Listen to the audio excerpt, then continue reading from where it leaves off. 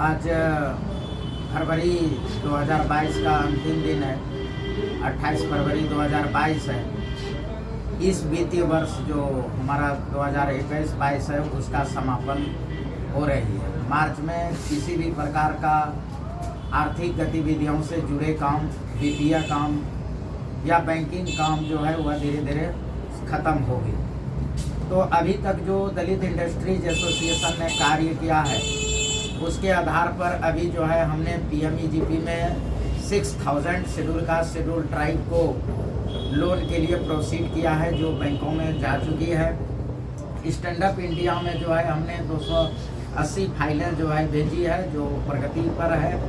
MSME sector के लिए जो है माइक्रो स्तर का इंटरप्राइजेज जो है उसमें 2000 लोगों का हमने जो है हैंड होल्डिंग सपोर्ट किया है। स्मॉल इंडस्ट्रीज़ के लिए हमने 1300 जो है फाइलें बैंक को प्रेषित किया है, और मीडियम के लिए हमने जो है 15 फाइलें बैंक को प्रोसेस किया है।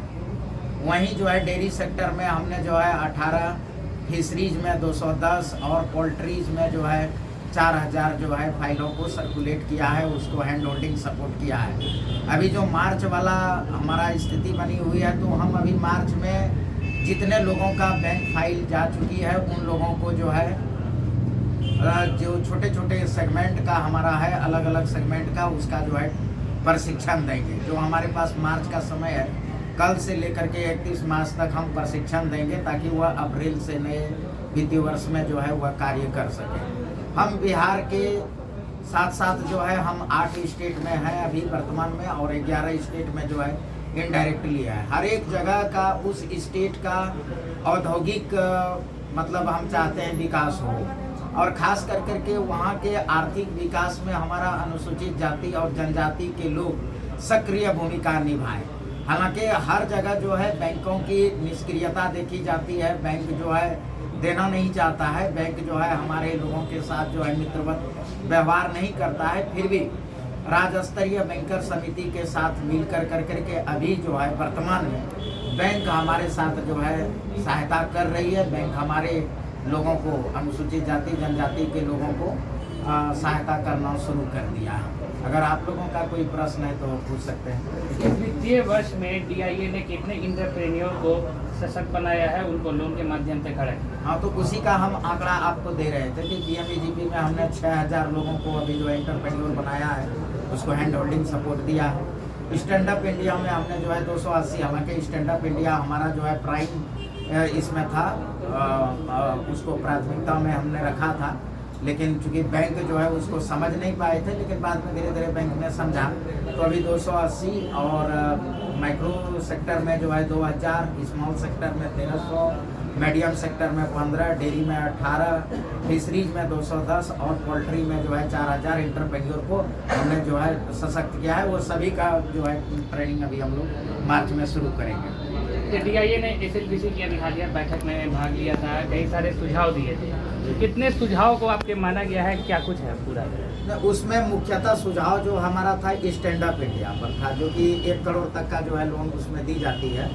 तो वो था कि बैंक जो है इस बातों को नहीं समझते थे। एक्चुअली स्टैंड अप इंडिया में लिखा हुआ था SC ST and women's entrepreneur, लेकिन वो लोग समझ रहे थे कि नहीं SC ST के महिला को देना है, न कि SC ST के पुरुष को। ये कई सालों से चल रहा था, लेकिन अब जो है बैंकों को आगे बात की नहीं, शेड्यूल कास्ट, शेड्यूल ट्राइब और महिला को देना है, मतलब एक ब्रांच पर एक शेड्यूल कास्ट, एक शेड्यूल ट्राइब और एक महिला को देना है। तो अब जो है स्टैंड अप इंडिया में बढ़ेगा। दूसरा बात, cash credit enhancement guarantee scheme for schedule caste जो है वह पहले SLBC में एजेंडा में नहीं था, उसको ले लिया गया है। IFCI venture capital fund for schedule caste schedule tribe, उसको भी एजेंडा में ले लिया गया है।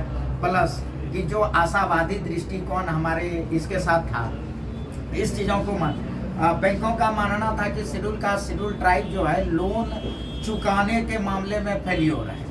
इस बातों को मैंने रखा कि जीविका में, अभी जो जीविका का नाम पूरा वर्ल्ड स्तर पर ली जा रही है कि जीविका में मतलब 100% जो है ऋण चुकता करता है, तो जीविका में 80% लोन लेने वाला और चुकता करने वाला हमारा शेड्यूल का शेड्यूल ट्राइब है।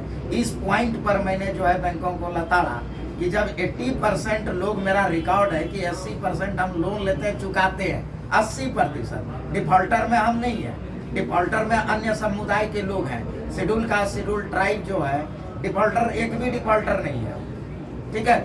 तो इस चीज़ों को माना कि जीविका में 80% तो आप लोन दे करके तो देखिए भाई, तो अभी लगभग सब बैंक जो है एग्री भी हो गया है कि नहीं हम आपके समुदाय को जो है लोन करेंगे, चाहे ग्रामीण उद्योग का हो, कुटीर उद्योग का हो, MSME हो, लार्ज स्केल इंडस्ट्री हो, हैवी इंडस्ट्री हो, सबको हम लोग देंगे। अच्छा, इस तरह के भ्रम का क्या मायने माना जाए? क्या दलितों को पीछे रखने की कोई बात है कि यहाँ इनको लोन नहीं देना है, इनको इंडस्ट्री में आगे नहीं, देखिए जो सदियों से हमारा जो है इकोनॉमिक स्टेटस, सोशल स्टेटस, यह तो जग जाहिर है, सब समझता है कि भाई इनको घर नहीं है, रहने के लिए घर नहीं है, खाने को जो है इसको अनाज नहीं दिए, लोन लेकर के क्या करेगा। लेकिन गलत बात है, आज सोशल मीडिया का ज़माना है, हर एक आदमी के हाथ में एंड्रॉयड फ़ोन है, अब वह जागरूक हो चुका है, वह भी चाहता है कि समाज के अन्य वर्गों के साथ कदम से कदम मिला करके हम डेवलपमेंट करेंगे। ऐसा नहीं कि आप उसको 1950 से पहले वाला शेड्यूल कास्ट, शेड्यूल ट्राइब समझ लीजिए, ऐसी बातें नहीं है। अब वह भी चाहता है, और दलित इंडस्ट्री का लक्ष्य भी है, हर एक जगह जहाँ भी होता है तो DIA का जो है गान बजती है, और उसमें हम कहते हैं कि भूमंडल से अंतरिक्ष तय हो, विजय ब्रह्मांड की लक्ष्य तय हो, यह हमारे DIA गान में ही है। और हर एक रविवार को दमी पाठशाला चला करके हम लोग जो है अपने समुदाय को उद्योग और व्यवसाय के प्रति प्रेरित करते हैं। अब वह भी जागरूक हो चुका है, तो अब तो बैंक को और हमारे साथ जो है एकदम संबंध स्थापित करना ही होगा, जबरदस्ती करना होगा, क्योंकि जो हमारा हिस्सा है वो तो हम लेंगे ही लेंगे, इसमें कोई दो राय नहीं। अच्छा, DIA फ्रंट लाइनर संस्था है SC/ST को लोन दिलाने के लिए, एंटरप्रेन्योर बनाने के लिए, क्या पीछे से सरकारी स्तर पे कोई दिक्कत आती है आप लोगों को? नहीं, ऐसा नहीं। देखिए आज के ज़माने में हर कोई चाहता है, खास करके केंद्र सरकार या राज्य सरकार, ऐसा कोई भी उसको यह नहीं है, इसके प्रति ऐसा निगेटिविटी नहीं है। सब चाहता है कि समुदाय का जो वंचित वर्ग है, शेड्यूल कास्ट, शेड्यूल ट्राइब, वह ऊपर उठे, सबका है। हम इसमें सरकार का जो है ये नहीं निंदा नहीं करेंगे, सरकार सपोर्ट कर रही है। अभी ऐसा नहीं होता 16,000 लोगों को जो है 10 लाख CM SC/ST योजना से जो है 10 लाख हर एक को दिया जा रहा है रोजगार करने के लिए, ऐसा बात नहीं, सरकार समर्थन कर रही है, लेकिन थोड़ा सा सामाजिक रूप से माइंडसेट करना होगा। अभी भी लोगों के मन में सरकारी नौकरी के प्रति जो है ज़्यादा आकर्षण है बनिस्पत की जो है उद्योग और व्यवसाय का। आज भी जो है पढ़ लिख करके लोग सरकारी नौकरी करना चाहते हैं, तो लगातार दलित इंडस्ट्रीज एसोसिएशन जो है प्रयास कर रही है कि हमारा समुदाय जो है आरक्षित सीट से नौकरी या आरक्षित सीट से इलेक्शन के अलावे जो है उद्योग और व्यवसाय की तरफ जो है, यह तीसरा विकल्प जो है दलित इंडस्ट्री एसोसिएशन ने समाज के सामने रखा है। और अभी उसका रिजल्ट यह भी आ रहा है कि हमारा समुदाय इसको हाथों हाथ लिया है। अब वह जो है उद्योग और व्यवसाय के प्रति आसक्त हो रहे हैं, आशावादी हो रहे हैं। तो आप भी चाहते हैं, सरकार भी चाहती है उद्योग धंधा बढ़े, तो बिहार उद्योग धंधों में पीछे क्यों? देखिए बिहार में कई स्थितियां हैं, सरकार भी चाहती है और लोग भी चाहते हैं कि उद्योग लगाएं, लेकिन यहाँ का जो है देखिए एक लॉबी है, मतलब अगर स्टेट सेक्रेटरिएट में देखा जाए तो सभी IAS जो उसके करता धरता एकदम, इस बात को आप खुलेआम रख सकते हैं, वहाँ जो है खाली जो है तल्लू मल्लू IAS यहाँ है।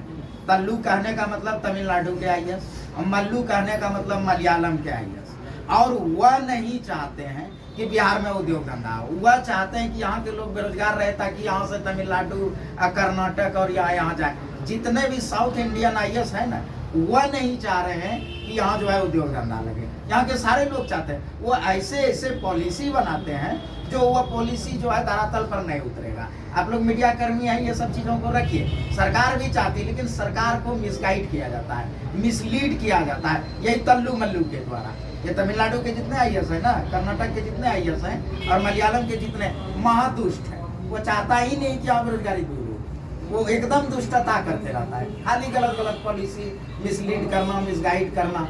और कुछ ऑर्गेनाइजेशन है, इंडस्ट्रीज एसोसिएशन है, चैम्बर्स ऑफ कॉमर्स है, उसके हाँ में हाँ मिला करके सरकार के नज़र में हम तो भाई सेंट्रल स्पॉन्सर्ड स्कीम पर ज़्यादा फोकस करते हैं और हमारे समुदाय को मिल भी रहा है।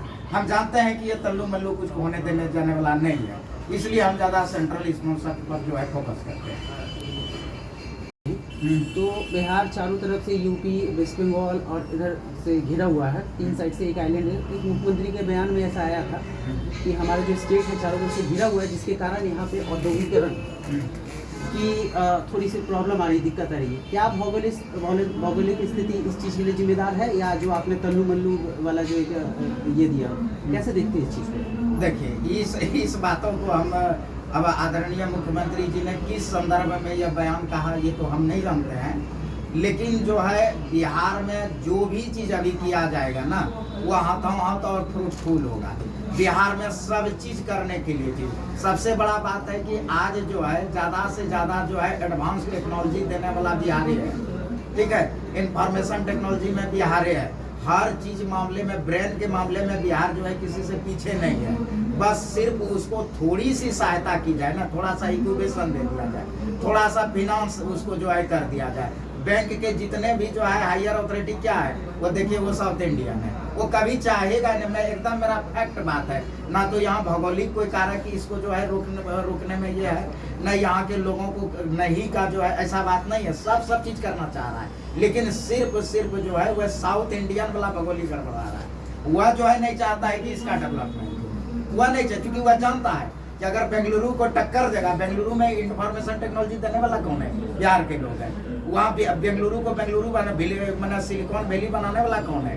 बिहार के लोग हैं। वह नहीं चाहता है कि भाई बेंगलुरु से पटना हो जाए, वह नहीं चाह रहा है। वह नहीं चाह रहा है कि चेन्नई से पटना हो जाए, वो नहीं चाह रहे हैं। ये खाली तल्लू मल्लू नहीं चाह रहा है कि ऐसा हो, बाकी सारा चीज तो बिहार में है।